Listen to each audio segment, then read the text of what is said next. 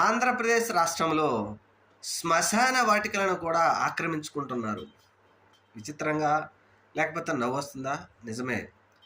సత్యసాయి జిల్లా ధర్మవరం పట్టణంలో శ్మశానానికి ఇచ్చినటువంటి 2 ఎకరాల స్థలాన్ని జనసేన పార్టీకి సంబంధించినటువంటి లోకల్ నాయకుడు రవి ఆక్రమించుకున్నాడు.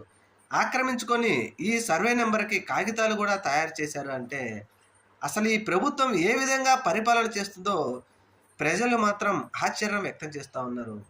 ఎందుకంటే అక్కడ భవన నిర్మాణ కార్మికుల కోసం 30 ఎకరాల భూమిని అప్పటి ప్రభుత్వాలు పేద ప్రజలకు ఇస్తే, అందులో ఒక 2 ఎకరాల స్థలాన్ని మిగిలిపోతే, ఆ 2 ఎకరాల స్థలాన్ని ఈ ఏరియాలో ఉన్నటువంటి కాలనీల వారందరికీ శ్మశాన వాటిక కావాలి కాబట్టి, ఇది శ్మశాన వాటికగా ఏర్పాటు చేస్తున్నామని అప్పటి ప్రభుత్వాలు ఇస్తే, 2024 సార్వత్రిక ఎన్నికల్లో విజయం సాధించిన కూటమి ప్రభుత్వం ఆక్షేపణ లేకుండా స్వచ్ఛందంగా కాగితాలు తయారు చేసుకొని శ్మశానాలను కూడా ఆక్రమిస్తున్నాయంటే, కూటమి ప్రభుత్వమా జిందాబాద్.